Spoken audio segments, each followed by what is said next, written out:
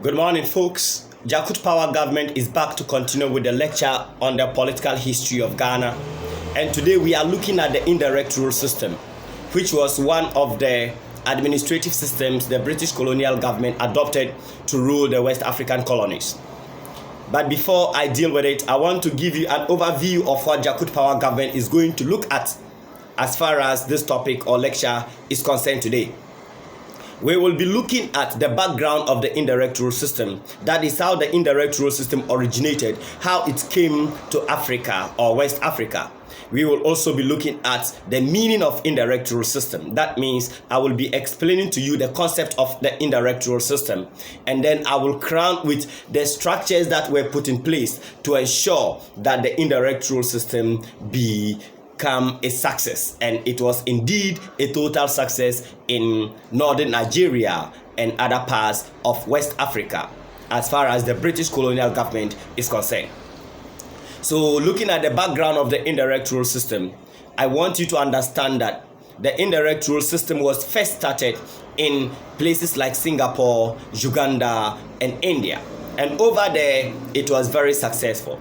So when Lord Lugard experienced the success of indirect rule in in India, Singapore, and Uganda, he therefore persuaded the British colonial government to also introduce the same concept to northern Nigeria when he was appointed as the governor of northern Nigeria in 1900. So in his book, The Dual Mandate of Tropical Africa, Lord Lugard was able to convince the British colonial government to introduce the same concept or the same system in northern Nigeria. So from northern Nigeria, the concept of indirect rule system now spread to other British West African colonies like the Ghana, which is the Gold Coast, the Gambia, and Sierra Leone. Because of this, Lord Lugard is considered as the father of indirect rule in British West Africa. Now let's look at the meaning of the indirect rule system. The indirect rule system can be explained as a British local administrative system whereby the British administered their West African colonies through the personnel and political institutions of these local people. Two key concepts run through the definition. That is the personnel and political institutions of the local people. We are trying to say that it was a system of administration whereby the British governed their West African colonies through the chiefs and the political institutions of the chiefs, that is the chieftaincy institution. According to the British, they adopted the indirect rule system to enable them train the local people in the rudiments of modern system of government so that when they leave after colonization, the people would be prepared enough to take up the mantle of administration. Now let's look at certain structures, that is the features of the indirect rule system. So we are trying to say that before indirect rule could work, the British colonial government put in place certain structures. And these were the structures. And these structures that made the indirect rule successful is what we are looking at as the features of indirect rule system. So when you are asked to outline 5 features of the indirect rule system, these are the structures you would highlight. But today I am just coming to mention them and give you an overview of the structures that made the indirect rule system to work and succeed. We had the native authority system. That is a system that was created to make it possible for the chiefs to be used to govern the people. And to govern a territory, there is the need for the generation of revenue. So because of that, the British colonial government also established what we call the native treasury system.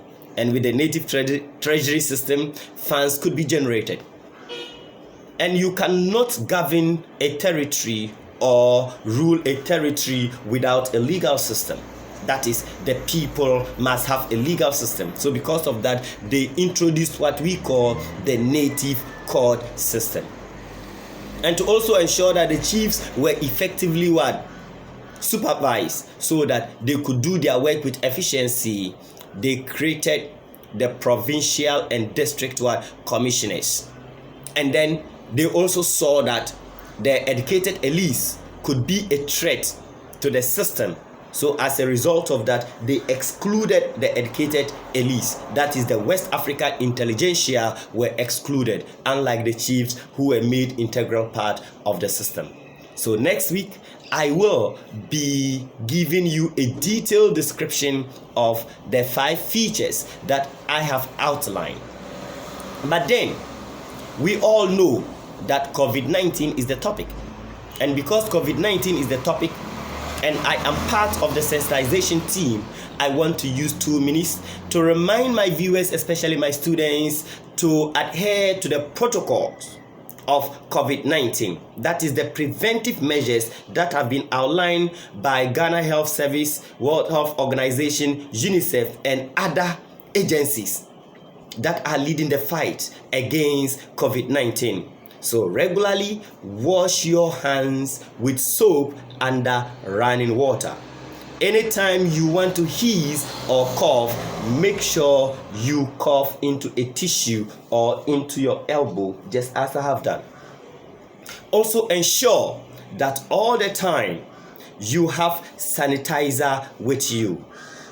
That is not an excuse. Everybody must get sanitizers, so that when we touch surfaces that the public often would touch, like doorknobs of hotels, as I find myself in, your own doorknobs of offices, etc., or even what money, you can quickly sanitize your hand, just as I have done.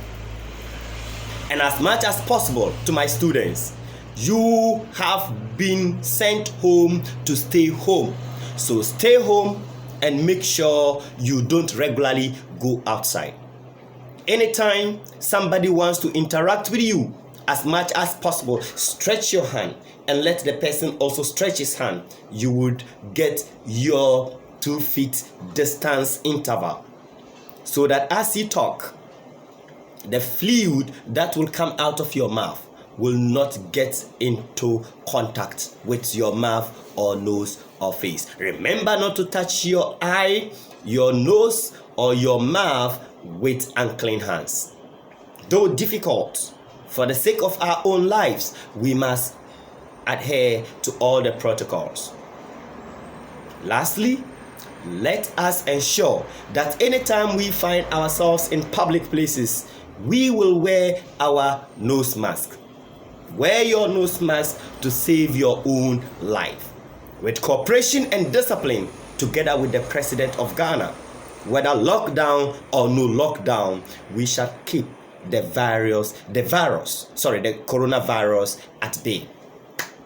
Let us remember to always pray for the cleansing of Ghana of coronavirus. Hey students, we love you. Stay home and make sure you take your books serious. I want to seize this opportunity to congratulate my DCE, Honorable Ignatius Asa Mensah, for distributing 10,000 nose masks to all the residents in his districts. Honorable Asa Mensah and my intelligent